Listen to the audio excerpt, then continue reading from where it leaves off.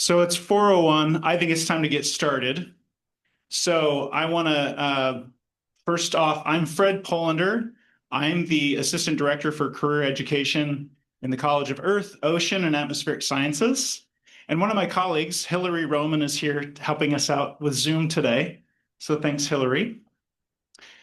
And thank you all online and folks here for being here today. I think this event is a good reminder of the importance of community in terms of professional development. The folks here, the 5 folks that you're going to meet, have given generously their time to be here today. And I think the fact that they're all alums is a good reminder that these folks care about Beaver Nation. I hope that's what you'd agree to, which is why you're here today. And being GIS professionals, it speaks to the multifaceted nature of GIS skills. And so what's great is we're going to hear all about what they're doing.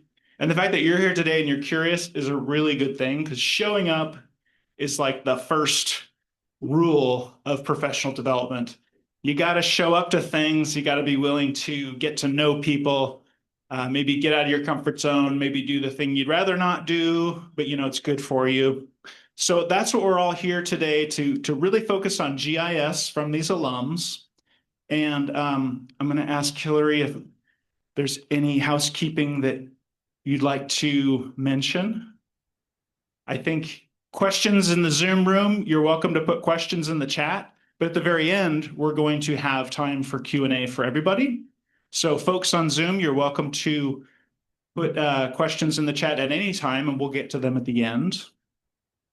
And if I haven't already said it before, the QR code, if you can let us know you're here by typing in your OSU email on that form, it helps us track attendance, and that helps us make events like this possible. Okay. So these are the names of the folks that are here today, and I'm going to give them a chance to introduce themselves. But as you can see, they come from a wide range of employers, but they all have GIS in common, so that's fantastic. I've got some questions for them, and then there's going to be time for Q&A at the end. So with no further ado, I'm going to start here with Trace to introduce himself. Hey everybody, my name is Trace. I am with NV5. I graduated here in 2023. At NV5, we mainly work with LiDAR, but it's not limited to that. We do stuff with imagery and thermal and a bunch of other geospatial solutions as well. But I'm primarily focused on the LiDAR side. I've worn a couple different hats at the company. I've done some technician stuff, I've done some management stuff, and now am in the remote sensing role, which is kind of a field role. So I get to travel around the United States and collect data for the office, which then processes it and kind of packages it up and then sends it off to the client. So yeah, it's been great getting to travel around and explore and kind of learn all about GIS as I go along with it. All right. Hi, I'm Jennifer Kirkland. I work for the state of Oregon under the Department of State Lands at the South Slough Research Reserve, which is a national estuary research reserve system. There's 30 across the country. We're the only one in Oregon, which is pretty neat. I'm the GIS and UAS specialist, so I do GIS and drones for everybody at the South Slough Reserve. Occasionally I help out the agency with GIS support as well, but I primarily focus just at the reserve. At the reserve, I work across, we have education and outreach for students of all ages. We do a lot of science and research and publish papers, and we do a little bit of everything. So I also am really lucky. I get to do a lot of field work. So I do about 40% field work throughout the year and then 60% in the office. So it's kind of a good overview.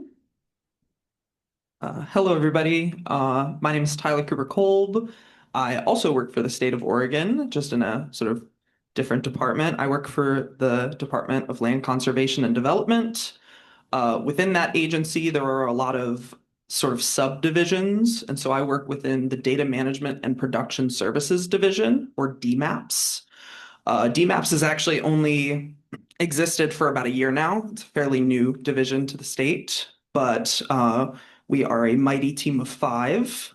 So, DLCD is sort of responsible for helping communities plan for, protect, and improve their built and natural systems.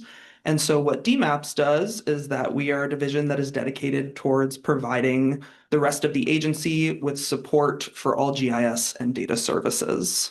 I didn't mention this, but I graduated here from the Masters of Geography and Geospatial Science in 2024. And I've actually been in my role with DMAPS now for about 2.5 months. So I am very familiar with the job searching process. All right. My name is Nicholas Cramer, and I graduated from OSU last June, so very recently. And for about 3 months, I've been the GIS technician for Polk County, which is the county directly north of this county that we're in right now. The GIS team at Polk County is me and my supervisor. It's just the 2 of us, but we basically handle all the GIS needs of the county. So that includes public works with like asset management, infrastructure, that kind of thing, all the way over to the assessors managing tax lots, properties, that kind of thing, community development, keeping track of zoning districts, that sort of stuff. So basically just general data management of all of the different maps and spatial data that the county needs to function and exist as a governmental entity. So it's a good overview of that. Hi all, I'm Jillian Pihulak. I work for Apex Companies. It says PBS up there. We were just acquired within the last year. I'm a GIS analyst too. Similar to Nicholas, I am one of few GIS analysts on my team. It's kind of an oddball setup, but it's made some really cool opportunities for me. Apex does a lot of different things, including civil engineering, industrial hygiene, and I work within the environmental remediation kind of side of it. So most of my coworkers are field people. They go out, they collect groundwater samples, and I make the maps for all of them. And it's allowed me to kind of interface between those 2 worlds and learn so much more and kind of bring myself closer to environmental work and bring them all closer to GIS work. And I've been there for about 3 years. 3 years? Yeah. And then I graduated in June 2020 from here. Right. Thank you all for the introduction. So our first question for today, describe details of a challenging GIS-related project from your current role that you feel was particularly interesting and rewarding. And what did you enjoy most about this project? Let's see. I think one thing that comes to mind was when I was working down in the Bay Area in California, and we were acquiring some NIR, LiDAR data down there. And the challenge with that was that we were facing tidal windows. So we could only collect the data when it was mean low tide. And so kind of just having to battle that in combination with challenging airspace. So planes flying all around the area around you is something you have to be pretty cautious of when you're up there.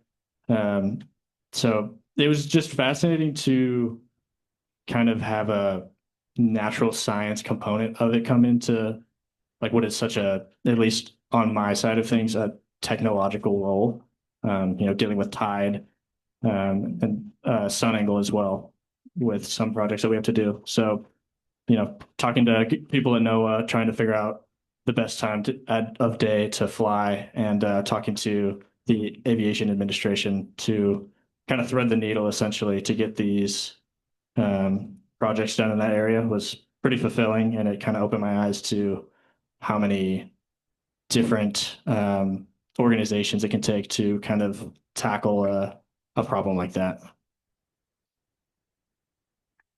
That's great. Interesting. Okay. I thought this was a really hard question. I've been in my position for 3.5 years, so I have a lot of projects going on. And to pick one I was like, okay, which one? But I graduated with my master's this last June, and so I'm going to use that as my project. So when I got hired at South Slough, we were doing a huge restoration project called Wasson Ridgetop to Estuary. And basically, they were doing a restoration throughout the whole watershed. So treatments in the forestry and then in the lowlands.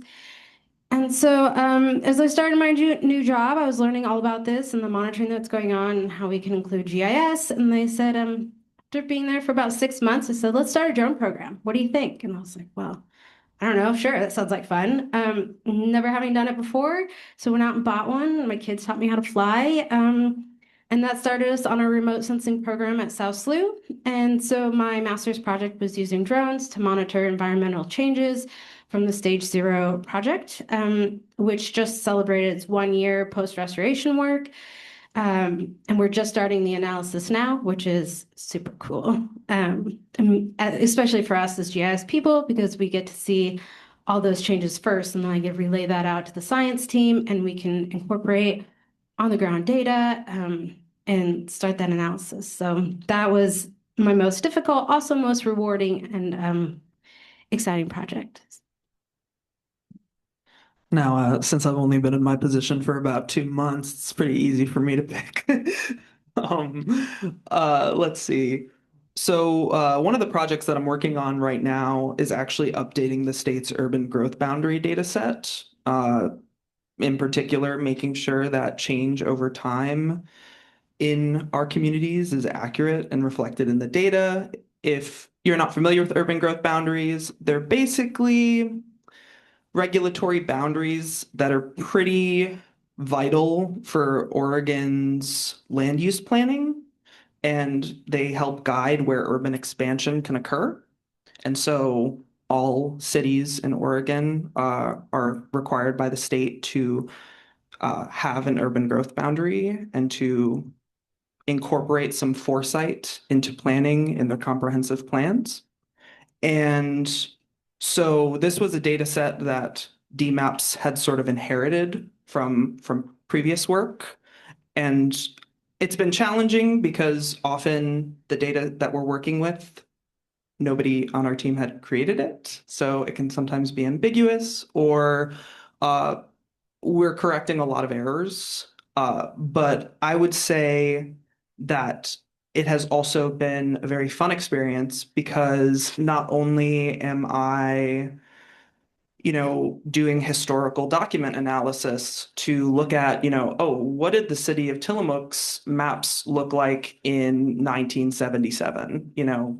Are those reflected in the GIS GIS data layers that we have? If not, I correct them in ArcGIS Pro. But I've also been sort of writing scripts in Python to transform and process the data.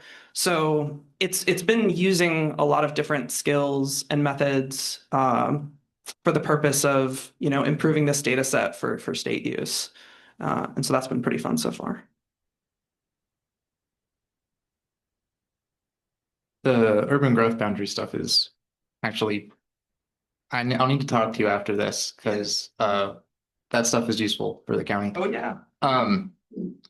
Like Tyler, I've only been working at Polk County for a few months, so there's only been a couple projects that I've been working on, but the biggest one by far has been a complete overhaul of our online mapping application. So most counties, at least in Oregon, are in the ArcGIS Esri environment, and for a long time, the main web application service that we would use is a thing called Web App Builder.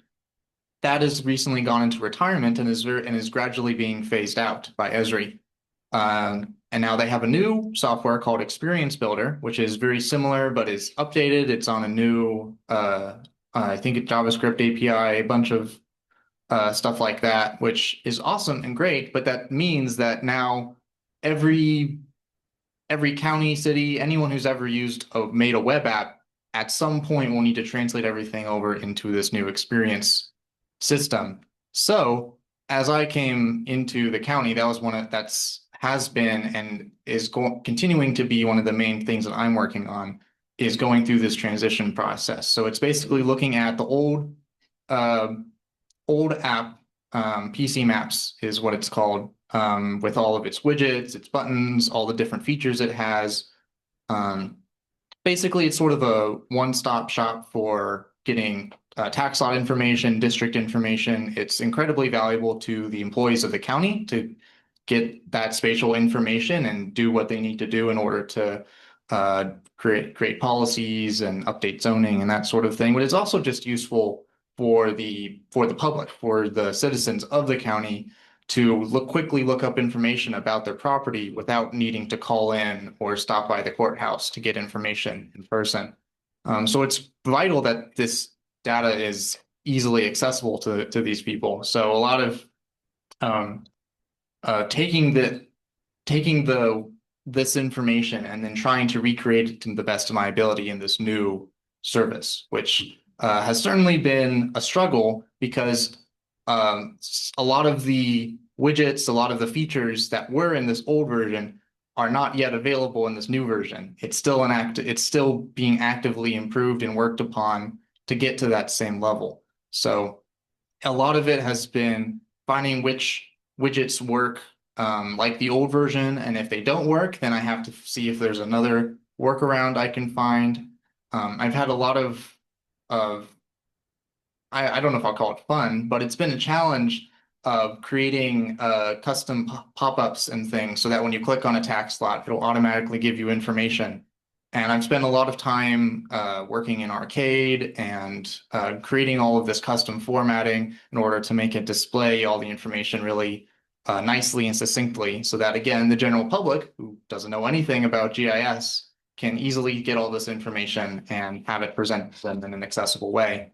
And most recently, I've been dipping my toes into sort of the backdoor coding of this in order to create custom widgets and things that are very specific to what the county needs. So it's been an ongoing process. We're hopefully going to make it have it go public in the next few weeks or so.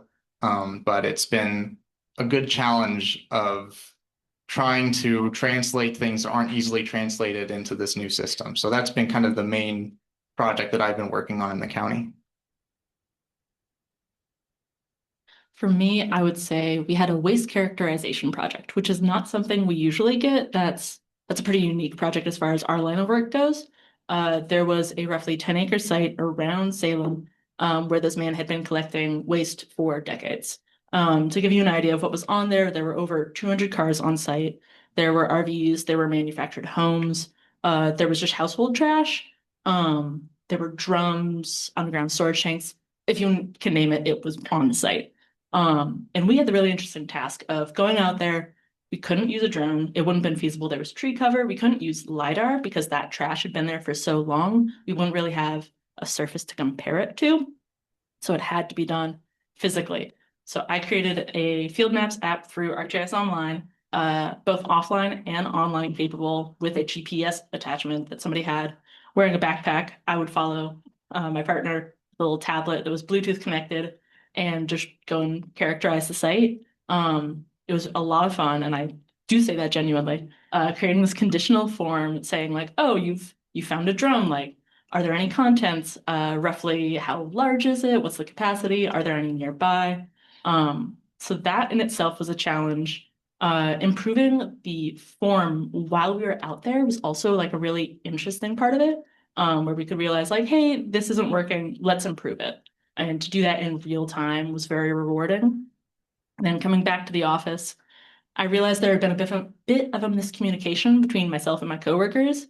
When they collected a point, they only collected 1 point for, say, 5 cars, which is fine. But then it's like when I'm making the map, the static map to send to the client, I need to say like, hey, there's 1 point, but there's actually 5 of them there. So I had to go in and kind of create more points, which as someone who's like, no, that's not where it was. Like I have this lat long, it felt like almost forging data, which was very strange, but all maps are abstractions. So it's just learning how to deal with that and then saying at this scale, this is accurate. But if you zoom in any further, it's not going to be accurate. And it was just so interesting to learn all of these little lessons along the way. And then I'm not a person who goes out in the field much. So just to go out on this very unique project where you're climbing across cars, not an everyday thing for me or for our company, was just fascinating. Thank you. Okay, interesting. So broad range of experiences. And so next question is, tell us, so we all love an origin story.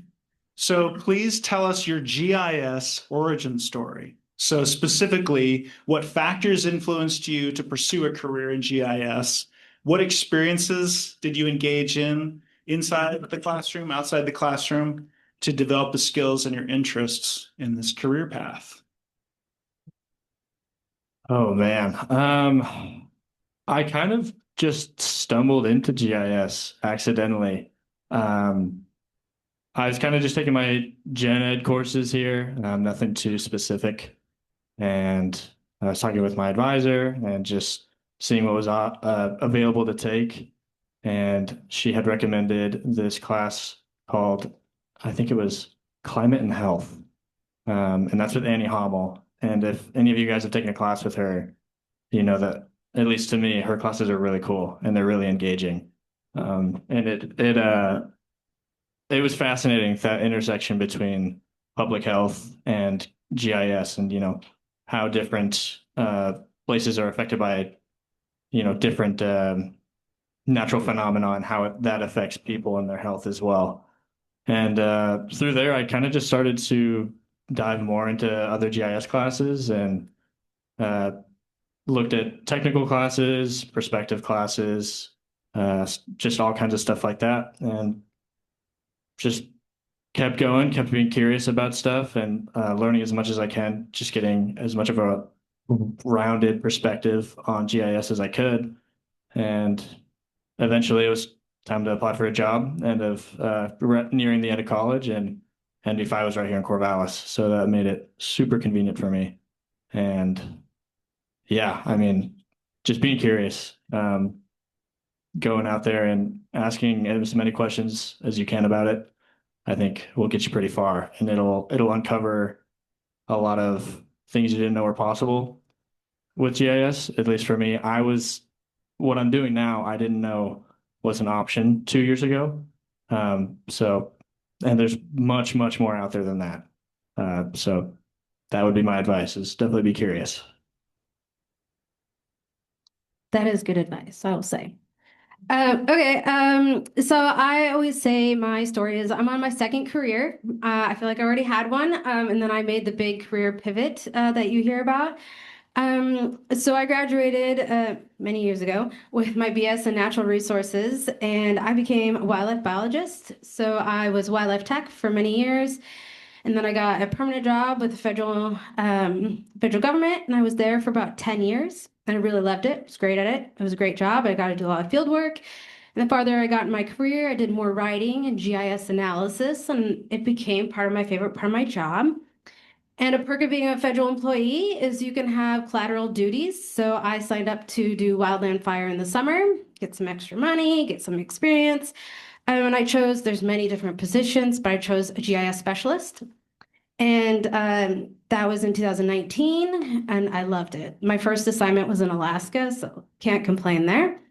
And then I did that for several years. And during COVID, I was like, why do I wait for summer for the best part of my job when I could do it all the time?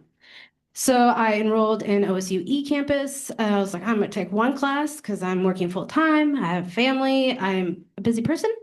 But every night I took one class for many years in GIS, and I was like, you know what? I do like this. And I can do all the classes one at a time. And then a job opening came at South Reserve in the town where I was living, because I wasn't about to move. And it was the perfect fit for me. And so I applied. I was surprised I got it, and also overwhelmed with joy. And so I've been there for 3.5 years doing that. And like I said, I started as the GIS specialist, the first full-time position there.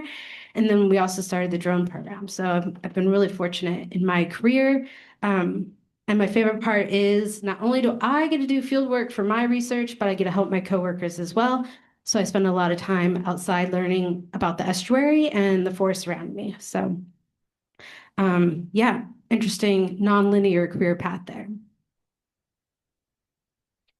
So my introduction to GIS was when I was pursuing my undergraduate degree in coastal environmental science at a small private liberal arts college in Florida called Flagler College. It was introduction to GIS was sort of a required part of the curriculum, and I think it was that sort of introduction to geospatial data and how you can both analyze and visually represent data that really captivated me.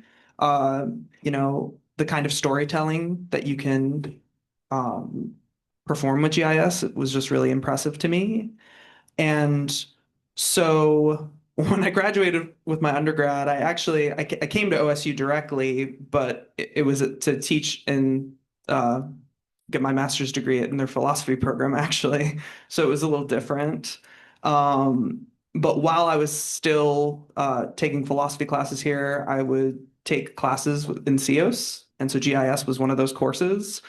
And about a year in, I decided to pursue a dual master's. So I did the geography and geospatial science master's along with the applied ethics degree. And yeah, I really enjoyed GIS. I took all the GIS courses I could. My final year here, I was a TA for all of the graduate level GIS courses online. And so it was definitely a tool that I found to be very valuable. GIS wasn't a huge part of my master's thesis, funny enough, but when I graduated, I accepted a postgraduate fellowship with the National Atmospheric, with NOAA, the National Oceanic and Atmospheric Administration. They have a coastal management fellowship, which brought me down to the Georgia Coastal Management Program. My project that I was doing with the coastal management program was not GIS oriented, but their GIS specialist had recently left. And so there was a gap in skills that they needed, and I had those skills. And so while I was working on my fellowship project, I was also helping them with GIS. I very soon actually became their GIS specialist. That kind of happens. And now I'm with the state of Oregon.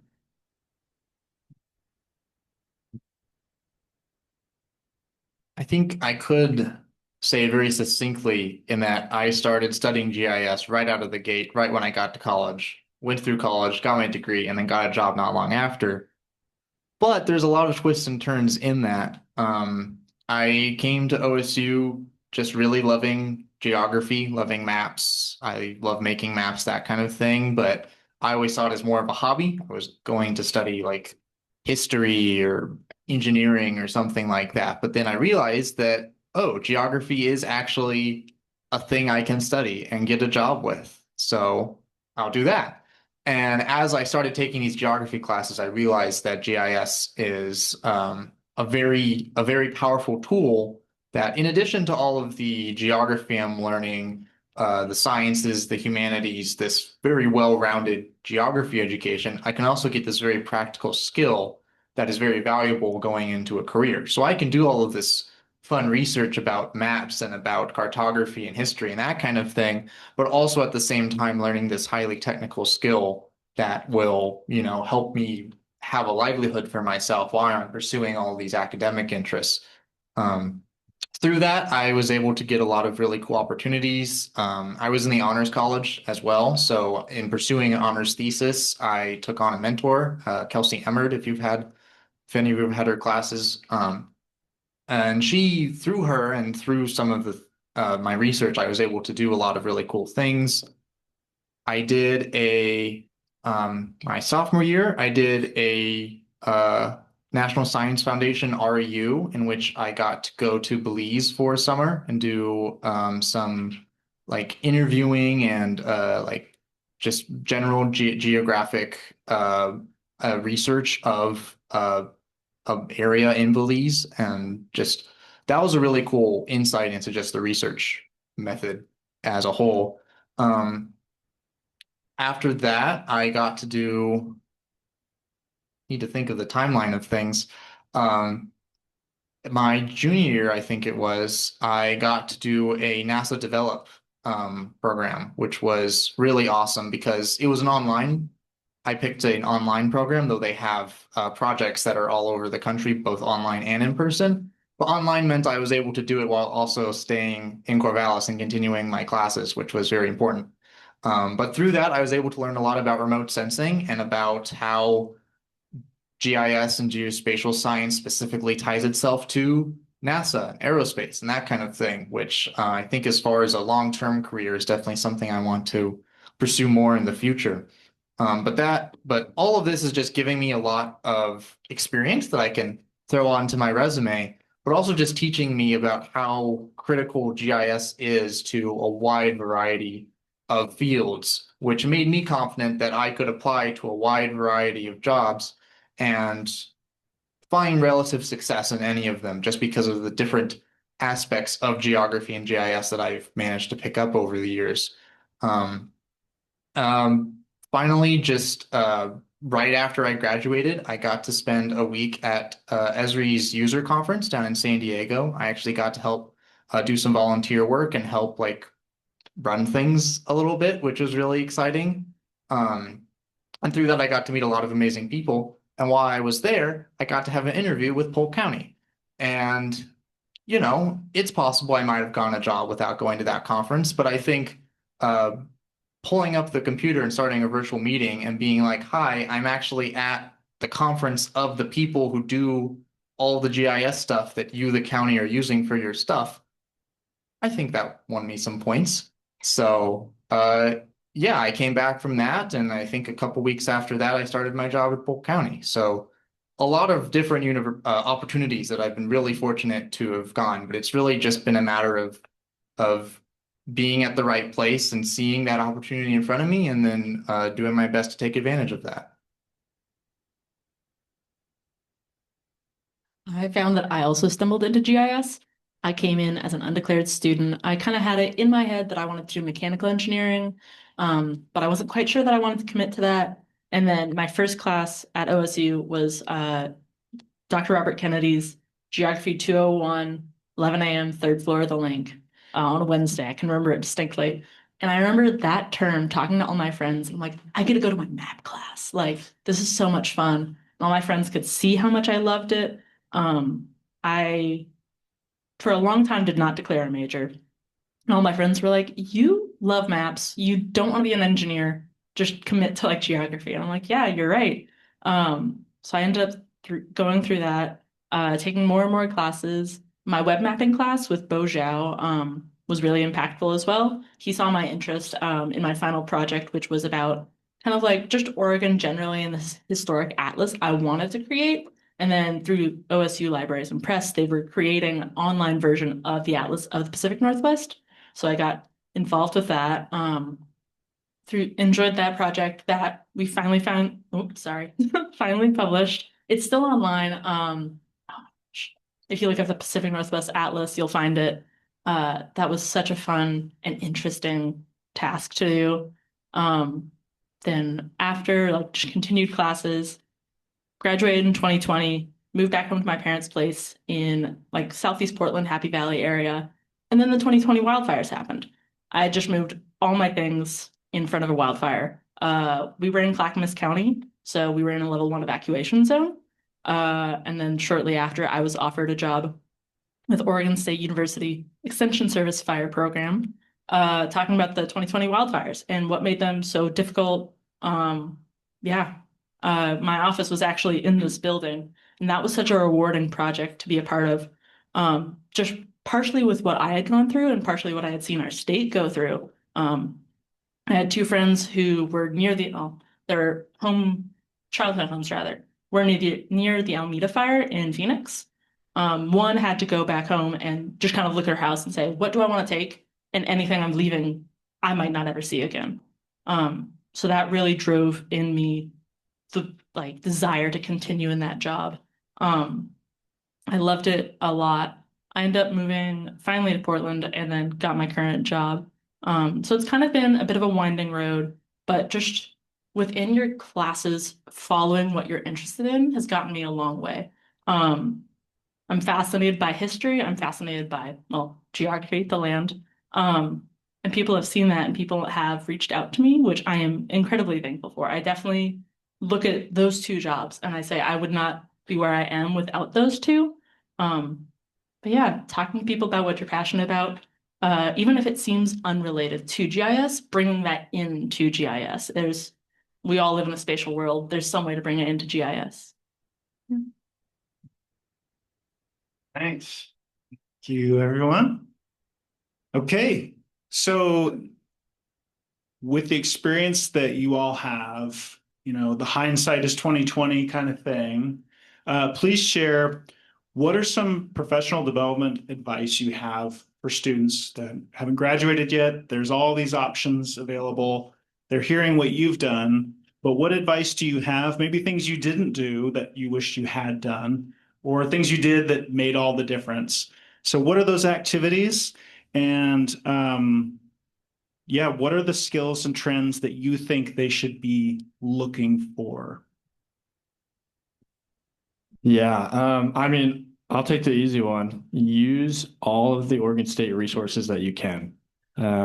Those vanish for the most part when you graduate and you're not as connected to the university. So seeking out as many of those as you can and using them to like what they're fully worth is super, super important. That's something I wish I did more. I worked my way through college, like a lot of people do, and it can be hard to find time to allot for stuff like that. But it is like it puts you on the map, and I don't think there's anything that is more useful as a student than the resources that are right in your backyard. In terms of skills, I would look at what jobs are you interested in, what jobs are you curious in. Look at the requirements that they're listing on their job applications and kind of do a reverse search almost. Okay, the requirements are this. How do I get into those required skills? There are so many ArcGIS tutorials. Yeah, there's a bunch of stuff online that is super, super helpful. Yeah, I used to hire for the company that I work for, and something that I would look for personally is not only your depth into a certain area of GIS, but your width as well. How many, different skills do you have across the board? It's important to be super focused on one, but you can't let that be the only skill that you have. It can become a limiting factor in a way.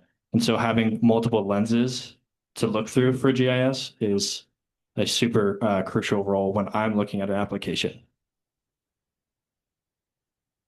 All right. I've been fortunate in my current role to have interns over the years. I've had 5 or 6 now in my 3.5 years. And the number one thing they always tell me when you do an exit interview, what was the one skill you really gained? And they said troubleshooting. Every day is like, ooh, how do I do this? I don't know. Let's find out. So that's just a skill I think you're gonna have to expect.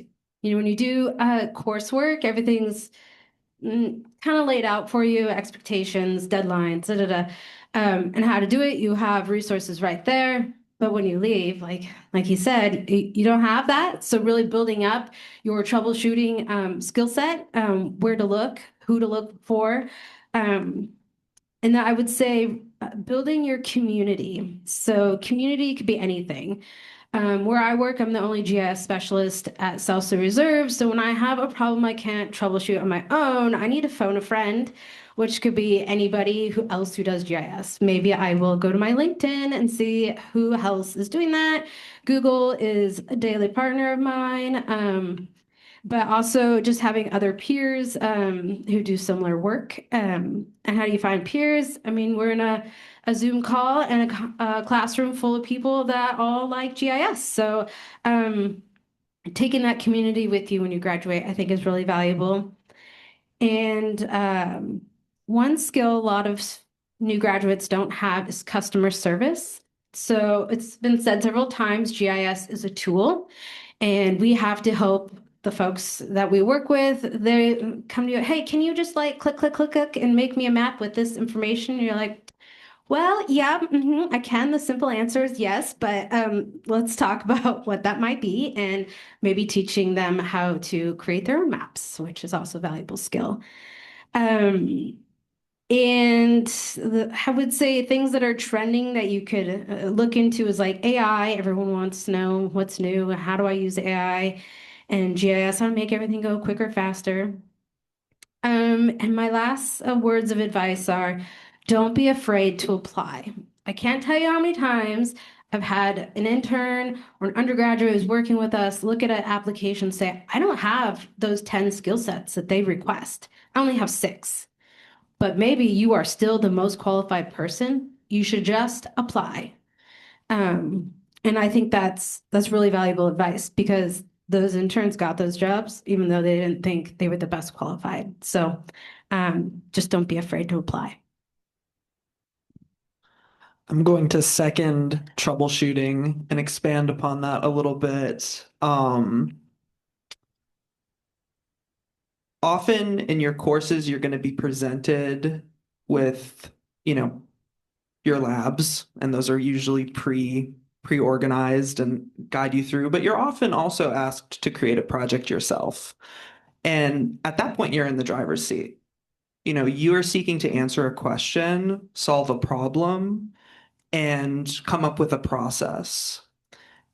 I would recommend that you make note of what you did and what you created. I think while I personally did not create a GIS portfolio when I left school, I think I would have felt a little bit more confident if I had that, because I think the skills that you leave with at OSU are important and valuable, but there are inevitably going to be instances where you're going to have to learn something new. You're going to have to be flexible. You're going to have to solve a problem that you haven't before. And often when you're interviewing with an employer, you're likely going to get a task that you've really not had much experience with. And it's useful to communicate for one, an instance where you've solved a problem and you've learned a skill that you maybe learned and applied a skill that you maybe had not had before, but also how you solve problems. Because often, kind of echoing, let's say you don't fit one of the requirements on a resume. If you're able to demonstrate to the employer that's hiring you that you are capable of learning, I think that people see a lot of value in that.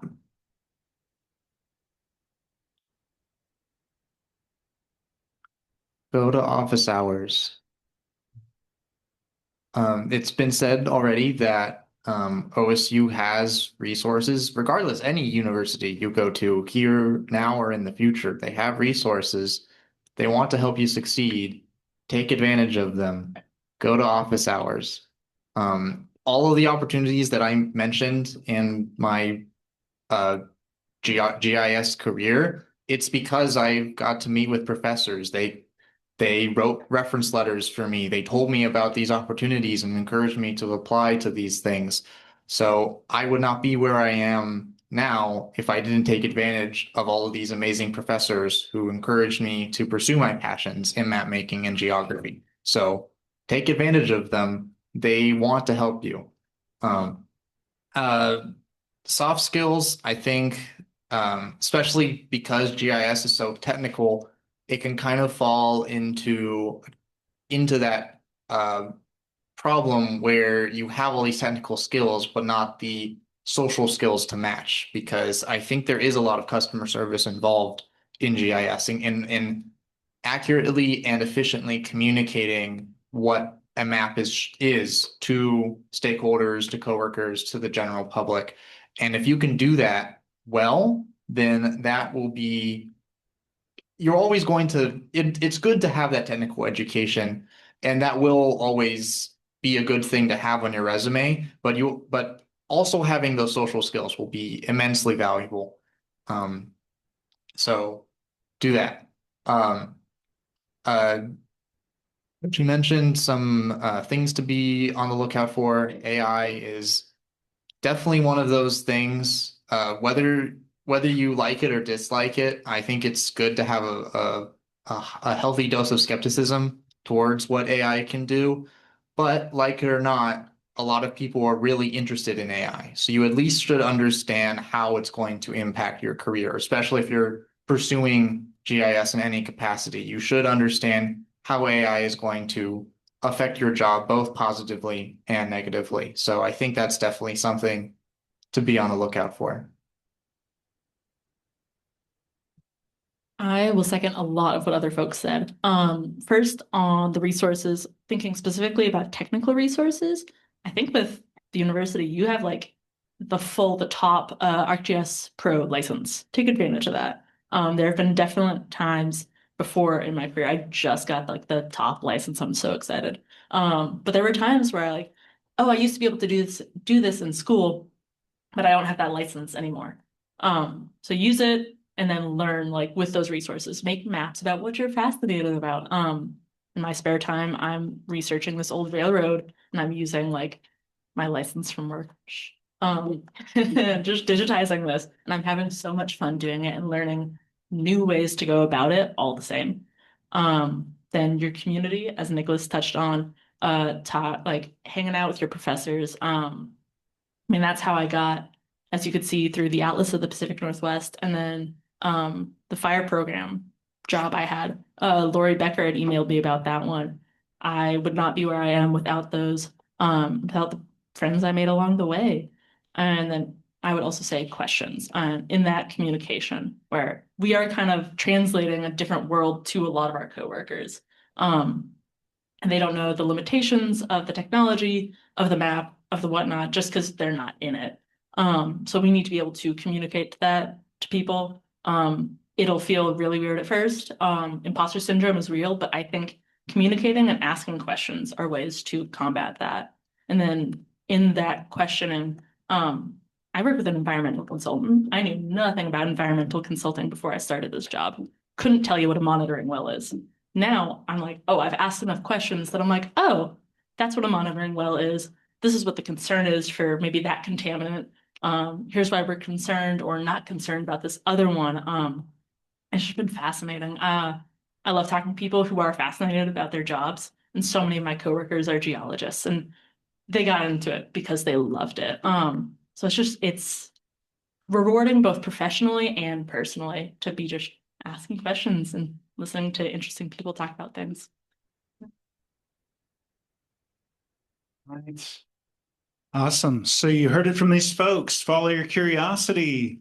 Go to office hours. I think every academic advisor would tell you that too. Portfolios. There's actually going to be a workshop tomorrow as part of Geography Awareness Week. Tomorrow in BERT 193 at 1 p.m., a GIS portfolio workshop. And thanks to Lori, who's helped me with some resource on that. And we're going to cover that. I think showing what you can do is very valuable, right? So note that that is tomorrow as other GIS events are happening this week too. AI. I'd actually love to hear a little bit more about AI if we have time. But before we get there, I want to open it up to the entire room and to Zoom if there are any questions that folks have. Actually, do we have anything online yet, Hillary? 4 questions? All right. So Hillary, if you wouldn't mind sharing those with the room. All right, this question's from Dennis. As an older student, I'm looking at different ways to consider my future GIS career. What are the prospects for consulting or contracting in the GIS field? Consulting or contracting in the GIS field. Does anybody want to tackle that? Thank you. Get us started. I'll give a first go. As a state agency employee, I don't personally contract out or consult any of the work that I do, but it's very specific to my land management area of the South Sioux Reserve, so I'm pretty limited in that. But I would say I do spend a lot of time looking at LinkedIn and keeping a pulse on what the job market looks like, and I'd say GIS is like an ever developing, expanding career opportunity. I mean, you can look at the few people up here, we all have very different jobs. So really, I think that you can get a GIS job remotely or in person. So the possibility of contract work or consultant work is very plausible. Yes. Yeah, I don't have much to add here. I've worked in the public sector so far in my career, but I do know that as a state agency, there are instances where, you get a grant or there isn't capacity at your agency to perform a particular task, develop a tool, or at least that's how it's been in the past. Often at coastal management agencies, there's a lot of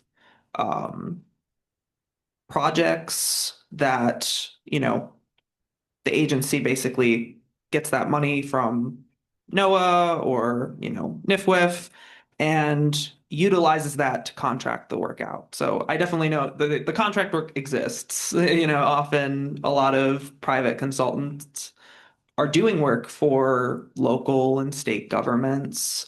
But I can't speak to the prospect of getting a job in the public sector. Hi, as somebody who works for one of those consultants, yeah, I also can't speak a whole lot to the hiring side of things. I do not hire. I'm not the person in charge of that in my company, but it's definitely there.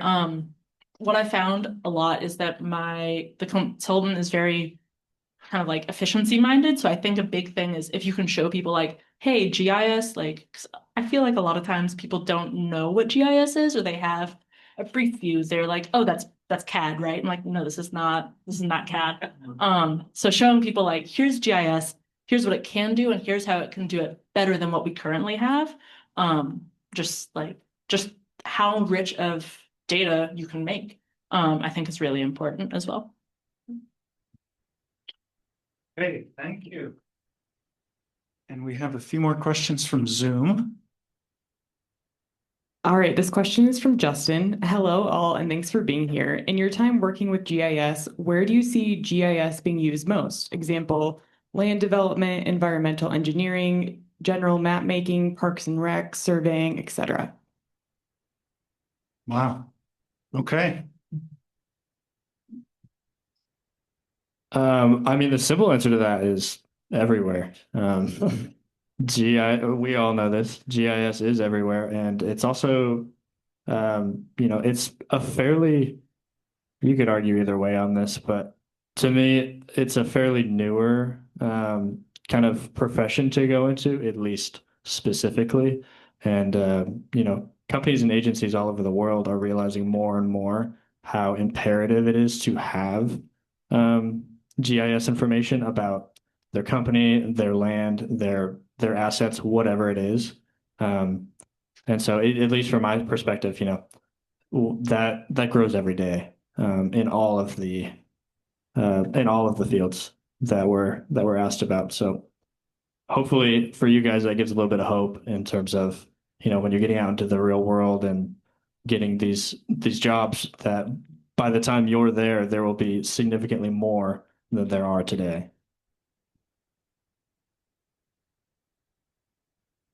Summed it up pretty well. All right, great. Okay, thanks, Hillary. Got another question. The post-grad job search is a struggle to navigate, especially given the state of the current job market. Do you have any advice for application and interview process within this realm? All right.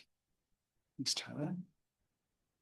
Yeah, it's a process. Let's see.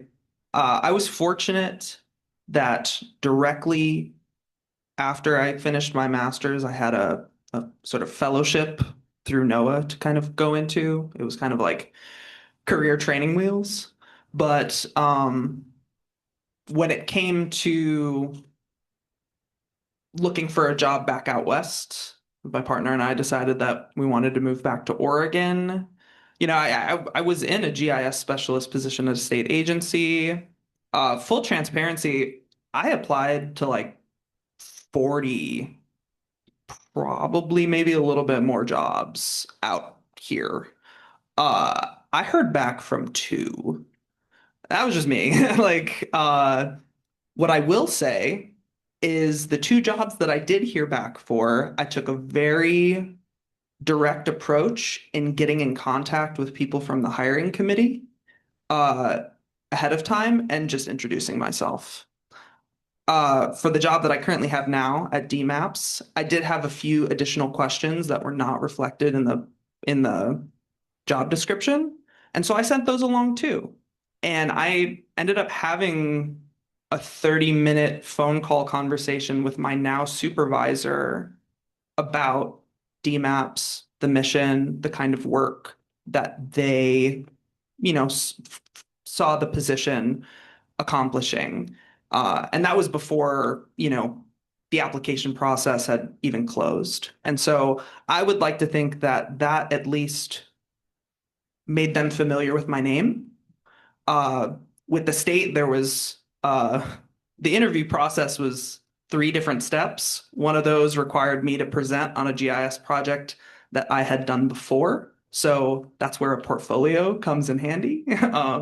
But I would say if you are able to make a connection with either the places that you would like to work for or the people that are doing a job that you would like to do, even if they don't have a job open or available, getting in contact with them, asking about, what they do, what kind of skills are often required.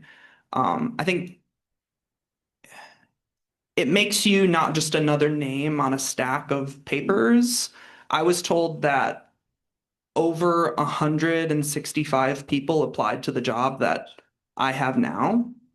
So, yeah, I like to think that me at least making a personal connection helped.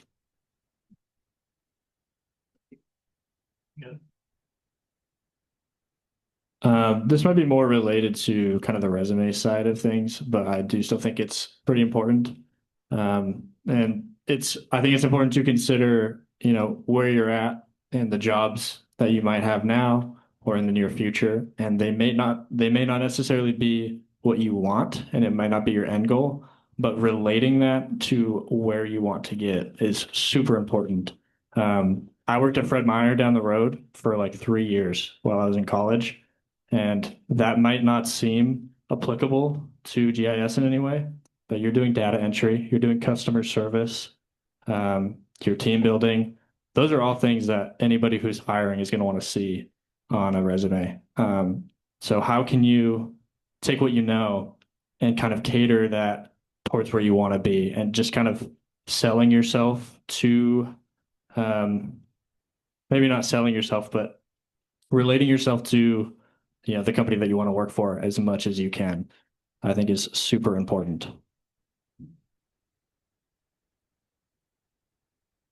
Anything else to add on this question? Can I add something to that? Yes. Lori Becker has something to add. While we're talking about this, one of the things that I know I've talked with some of my students about, and that is there is actually a professional certification institute now for GIS specialists. And I encourage you all, while you're still students, to actually look into it. It's the GISI Certification Institute, gisci.org. I don't know whether any of you have gone through the certification, but they have a new program that's for emerging professionals. And it requires taking an exam, which you all have practiced doing, so it's good to do that now. It costs money to take the exam, but it's brand new. And what you get with this certification is basically something that you can put at the end of your title. And it's GISP-E for emerging professional.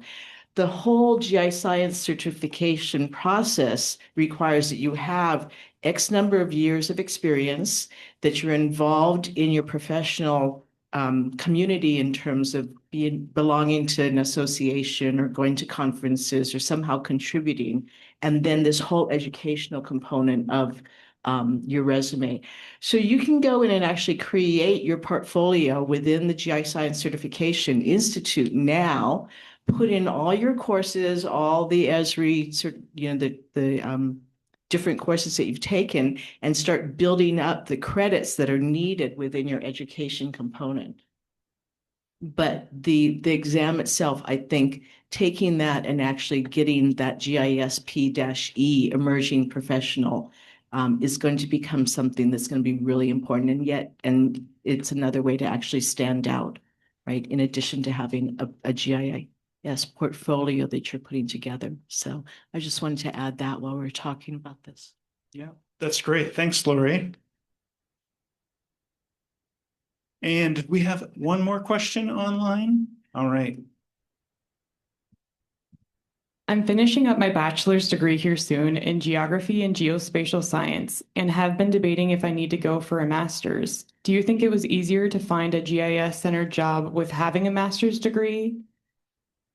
Or do you think having just a bachelor's would be fine? Just curious. All right.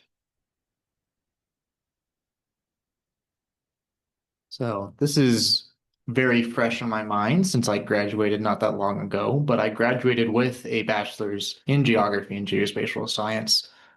And that was something that I was debating back and forth. You know, do I keep going into master's or do I try and find a job now?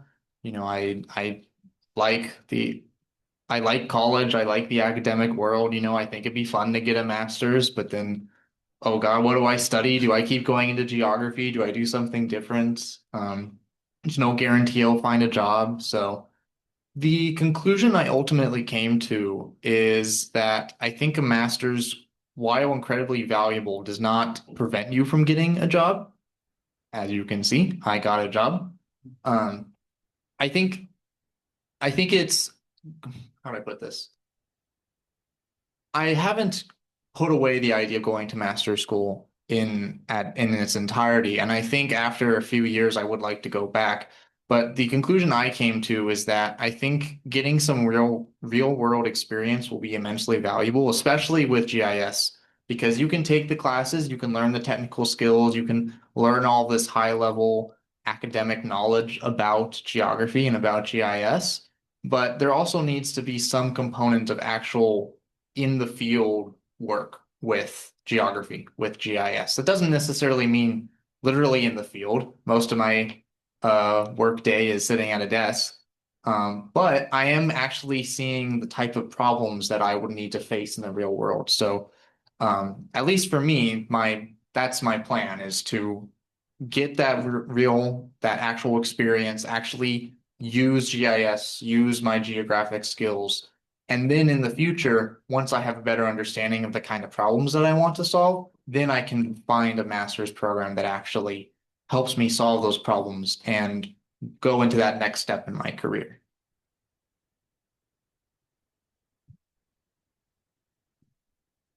I guess just briefly, as somebody who went directly from my undergrad to graduate school, again, I don't think that, you know, just having an undergraduate degree or a bachelor's prevents you from pursuing a career in GIS by any means. You know, I went to graduate school for very different reasons, partly because I wasn't ready to have a job. But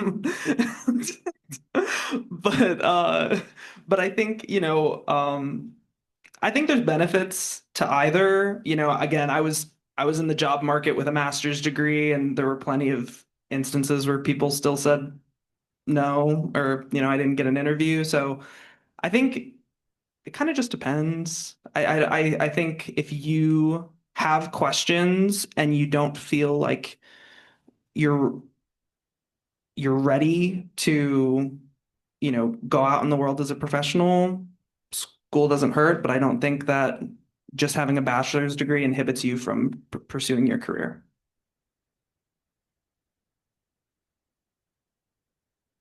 And like what Lori said, there's that GIS-PE emerging, like ways to, you know, show you've done more than just a degree is probably a nice middle ground to consider. So rather than doing another question on Zoom, which we can get to, I wanted to allow folks in the room to bring any questions they have, and I see a hand. Hi, thank you all so much for coming out today. I had one big question on my mind kind of this whole time. Each of you were talking about ways that you were communicating with people, and I noticed that a lot of this also, this is my first introduction to GIS. I came in not knowing anything, and I feel like the understanding of what I'm getting it is that a lot of it is presenting this data and this information in a way that is more accessible to a lot of different types of people, whether that be the public or people within your organizations. And so with that comes a lot of communication barriers. Like maybe you're running into people that don't necessarily know what GIS is, or they don't really know what is or isn't possible, and having like that customer service aspect of it. And I'm sure that you also run into people that like think AI can do everything when it can't. And with all those communication barriers being said, I'm wondering, how do you advocate for yourself and your work in your fields? How do you advocate for yourself, your work in the field? Anybody want to take that? Okay. Start us off, I guess. Yeah. A good place to start is just the way I like to define GIS. And this isn't just to like my coworkers, this is to my family and my friends who I say I'm a GIS technician, and they're like, what's that? It's an ongoing problem. But one way that I've found that is an effective way of explaining it is that it's just a method of problem solving. We've thrown around the word tool a lot, but I think ultimately it's a way to solve problems that are inherently spatial in nature or geographic in nature. It's a way of analyzing and understanding the world in a way that works with networks and how things are connected and where things are in relation to each other.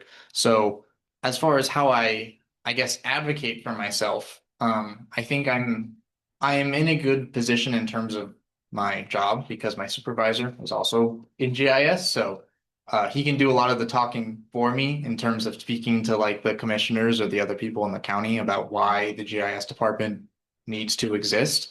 But I think I advocate for myself in saying that these are unique problems that can only be solved by GIS. I think there are ways to get around it, but I think especially for the county, we're working with properties, we're working with tax lots, we're working with districts that have very clearly defined boundaries. And it's very important to know which of these boundaries am I in, which district am I in, especially for which precinct am I in when voting comes around and I need to vote for a specific district. Where am I? Who do I vote for? So I think those questions can uniquely be answered by GIS and by using maps to answer those questions. So that's sort of how I advocate for myself, is saying that like I have the ability to answer these questions for you.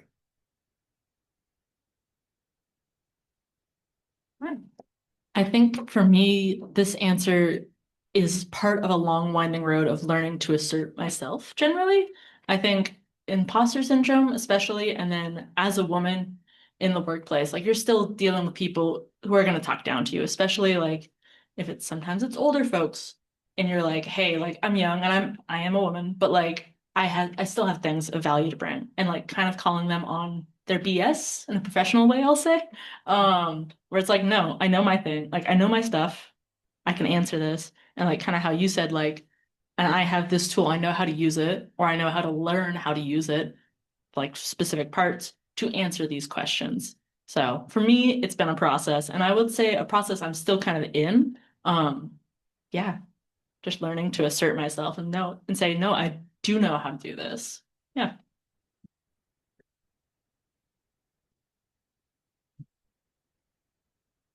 Okay. This is common if you work at larger entities, so more than like 2 or 3 people. I worked at an agency with about 100 people. So imagine we have all generations of workers there. I'll never forget, I walked into this meeting, we're explaining why the report writing and GIS analysis for wildlife effects was taking a long time. We're modeling out habitat and change from timber sales, etc. And the most senior person in the room goes, back in my day, we had paper maps and color crayons, and we just and so you have to be able to relate back to everybody the importance of the work you're doing and why it's more effective, and be able just for their perspective to understand why we're doing it this way. And that's something I see commonly, even now. You know, you guys are very lucky. You're starting with ArcPro, but we had to transition from people from ArcMap, who I've done it this way for 20 years. Why do I have to change?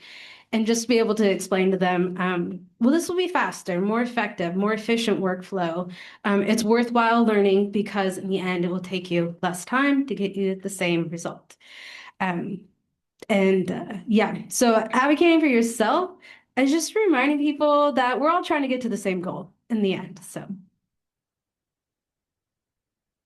Okay. Is there a question back there?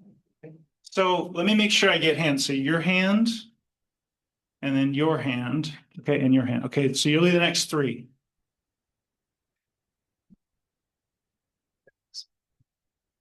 Hello. So I am an undergraduate geography student, and I was wondering for those of you that, either have gone to OSU or just spent time on other college campuses. In my short time here, I've noticed that at CEOS, geography and GIS more specifically can feel like a very small percentage of I guess the focus compared to the greater like environmental science kind of area. Do you guys have, I was going to ask if you guys had any tips for just finding opportunities related more specifically to GIS. Thanks.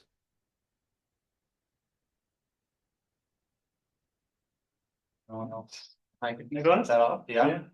I can relate to that a lot. I think I've absolutely loved my time here at OSU, but I think the focus on environmental science and just the earth sciences is very strong. So going into a geography, especially as someone who's much more interested in the more social human side of geography, it's challenging. And I think they're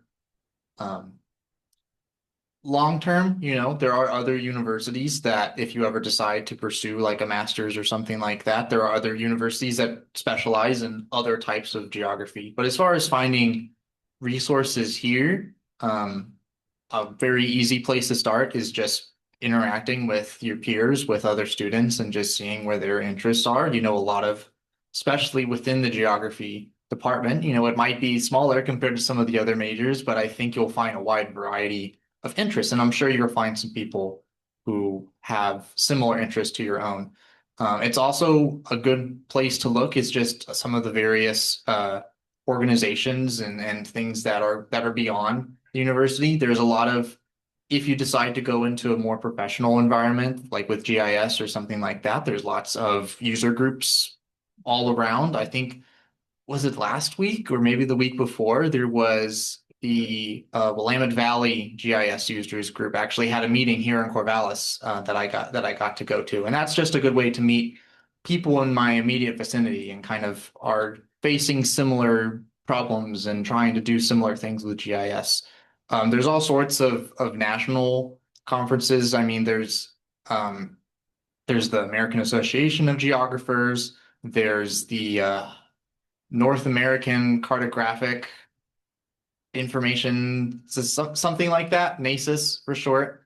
They're big on map making and cartography. They're a group that I really like interacting with. But so if you have the opportunity to go to a conference, I highly encourage you to go because you'll meet so many people who are already on the same page about what GIS is and what you can do with maps and how you can use geography to solve problems.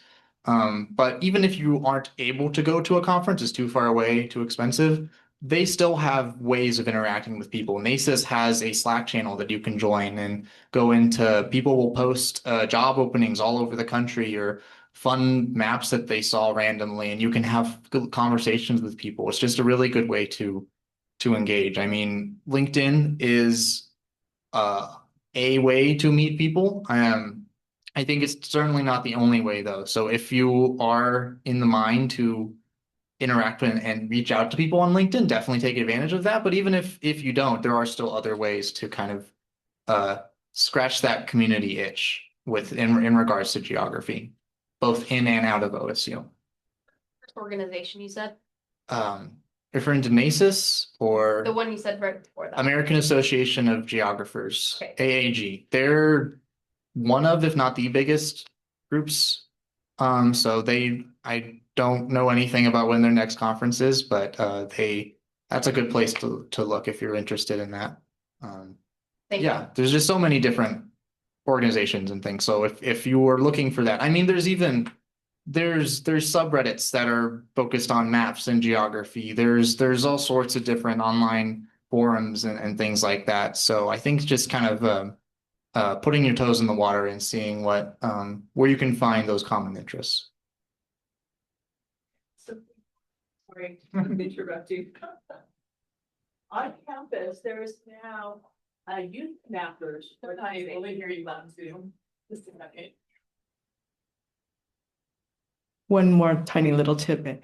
On campus, there is now a Youth Mappers Club, which is, and some of you, I hope, have heard of it. They actually just had a mapathon as part of the Geography Awareness Week yesterday evening.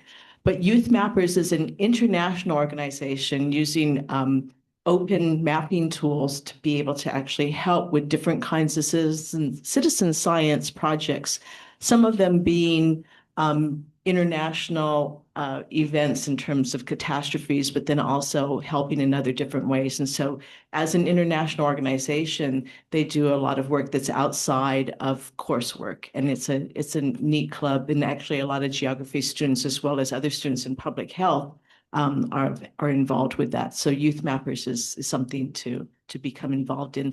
The other thing is that each year, what used to be called the Urban and Regional Information Systems Association, URISA, which is now called the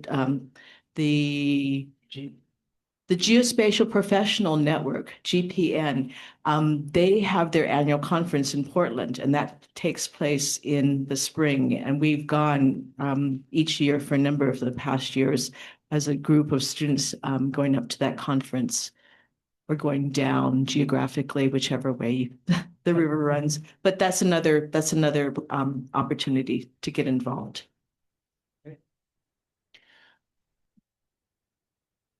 So we had a second and a third question. You're number 2. Okay. Hello, thank you all for being here again. I have a somewhat similar question to the last one.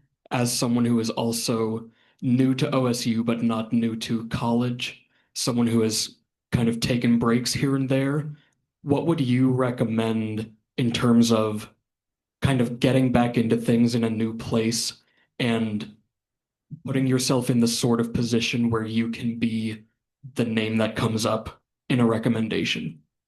Or, the person that someone looks to when they see an internship opportunity, something like that. Thanks.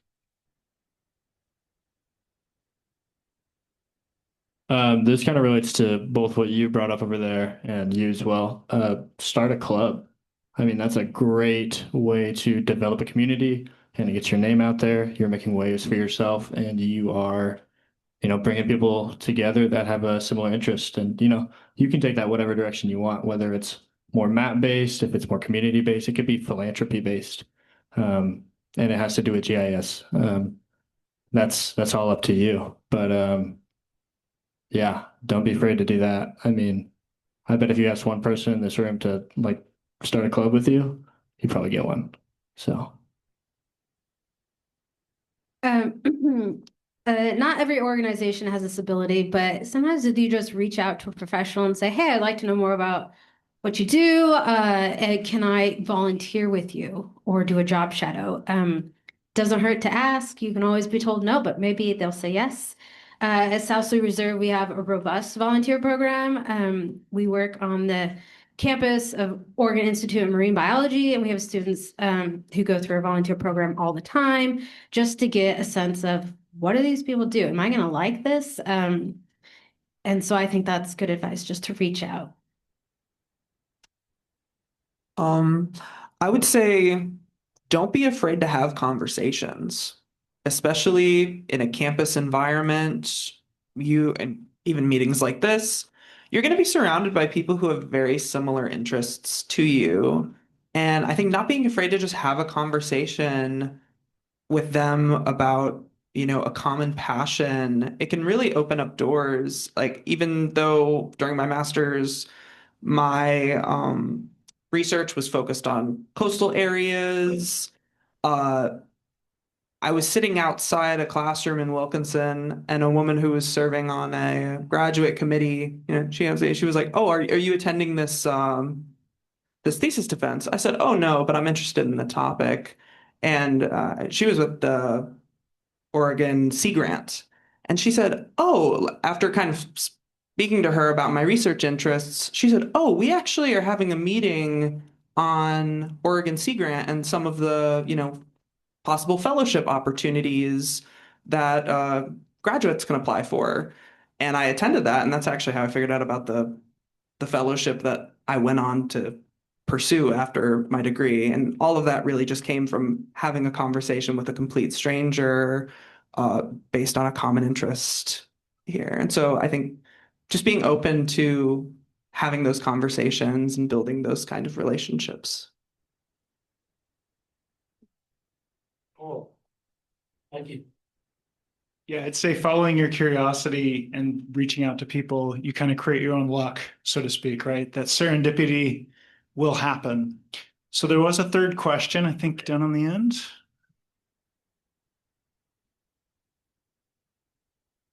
Hi, thank you all for being here. I'm Henry, and I was just wondering, for non-GIS majors like myself, studying environmental science but going for the GIS certificate, how do you market your GIS skills in a way that is competitive with people who have a full degree in GIS rather than like only a certificate?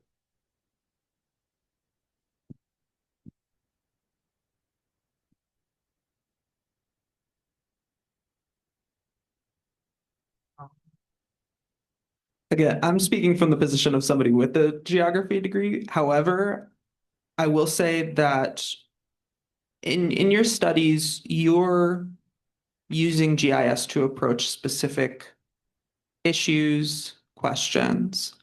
And I think regardless of whether or not you have a full GIS degree or, just the certificate with an environmental science degree, just being able to communicate the kinds of problems that you are equipped to solve and how you can solve them. I don't think an employer would, you know, I don't think having an environmental science degree like doesn't make you a perfectly eligible candidate for a GIS position.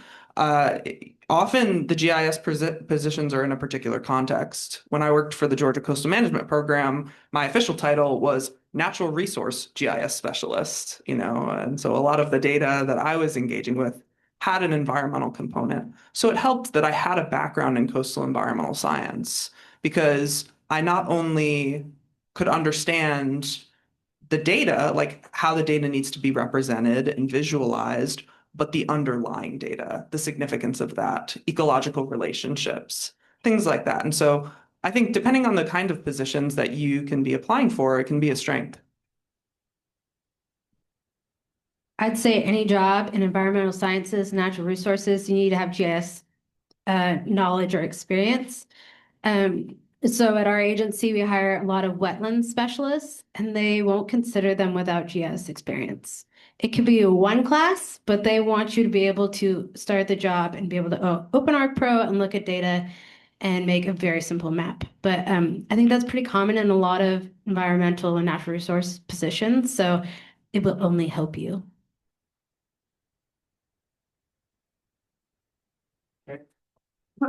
There was a question online, and then we'll get to you, sir. And then were there any other questions? With the time running shorter, we want to be very specific about questions. So we'll get to you in a minute.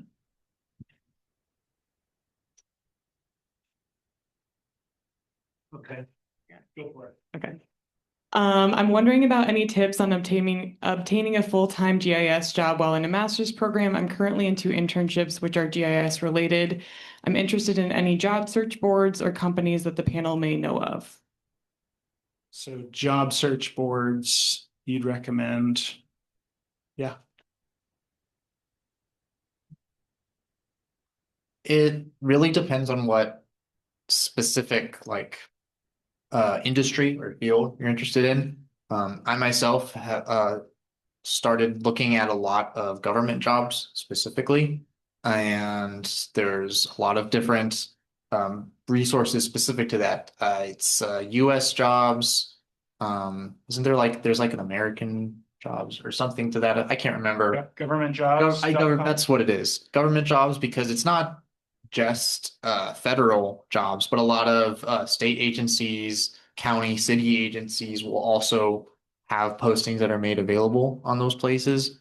The job I have now at Polk County was first listed on, I think, government jobs, and that's where I first saw it. So that's where I looked specifically. I think if you're looking for specific if you're looking at a specific city or government agency, just look at their page and they will often have some sort of jobs listing available. They may not always have something specific to GIS, but you can at least see what they have. Yeah, I'll leave it at that. Someone else wants to add? I believe that the Oregon URISA website also keeps tabs, at least for GIS jobs in this region. So they'll definitely be a good resource for that. I, in particular, was looking for a job with the state. And so, Oregon jobs, like the state job portal, was something that I was consistently looking out for. I think being able to kind of narrow down the sector or potentially a couple of companies or teams that do the kind of work that you see yourself enjoying and wanting to be a part of. Sometimes initiating conversations, they could say, oh, well, we don't have a GIS technician or a GIS position posted right now, but there actually might be one opening up in the near future.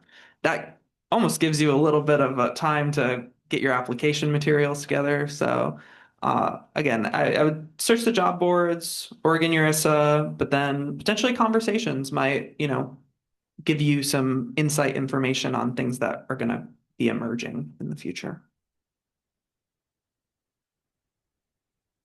I just have a quick plug for jobs and stuff. Greg Cox on LinkedIn. He works with the United States Geological Survey. He will put out jobs, I think, like all over at least the United States. I'm not sure how often, but super great, super quick to just pull up in LinkedIn, see what's going on out in the world. That's COX. COCKS, I think.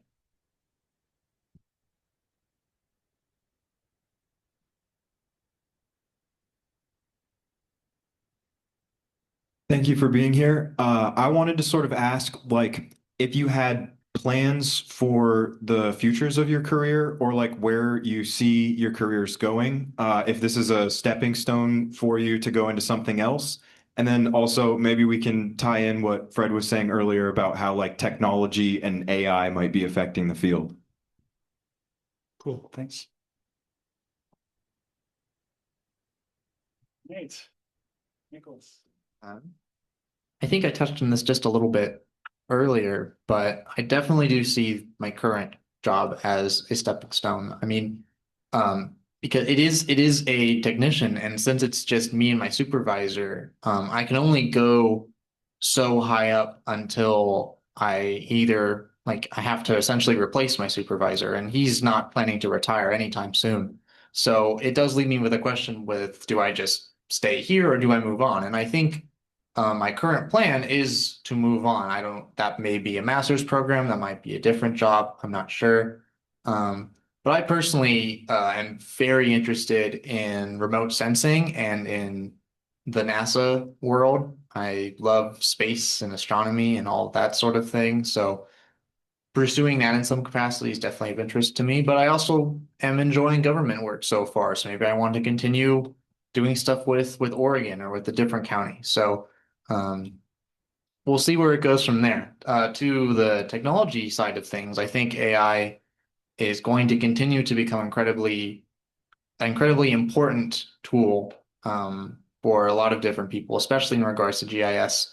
Esri specifically has been really pushing increased like AI assistance and more AI usage in GIS, all for increased efficiency. You know, I can go through this whole workflow to create a map, or I can just give the AI the data that I'm using, and it'll help generate the map for me. I think an important note is that this isn't, and I don't think it should be like ChatGPT, for example, type in a thing, it gives you an output, and that's what you give to people. Rather, AI should be an intermediate step where it helps you make the map, and then you add things afterwards, make sure it's accurate, make sure it's telling the story that you want to tell, and making sure that you know, it's not making up new points along the way. My honors thesis actually was on cartography and map making as a whole, like historically, sort of how it has developed into modern GIS and sort of the digital methods that we use today. But I sort of tacked on a little bit of AI discussion right at the end there. So just thinking a lot about sort of the ethics of how we're going to use AI in the future, in specifically in regards to GIS. So I'm happy to answer more questions if people are interested in that. But yeah, definitely an important tool that we should all be aware of, even if we don't like it. Again, I think it's really important to understand how it will be used and be aware of that.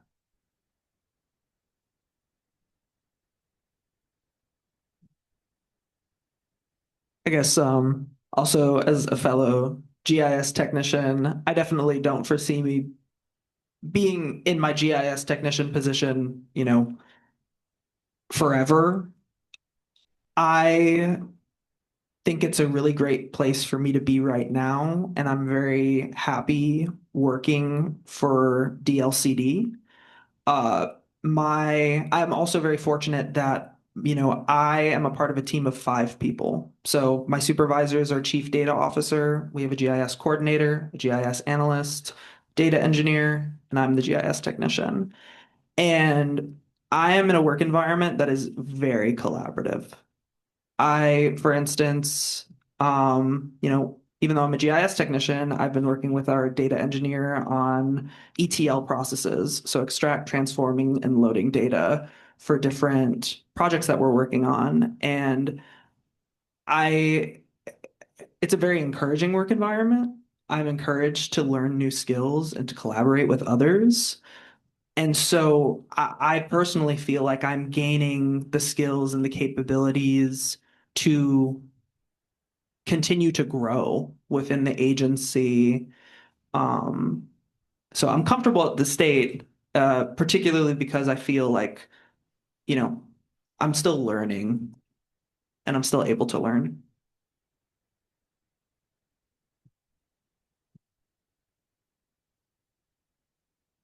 All right. Well, to honor the time commitments of our guests, let's give them a round of applause.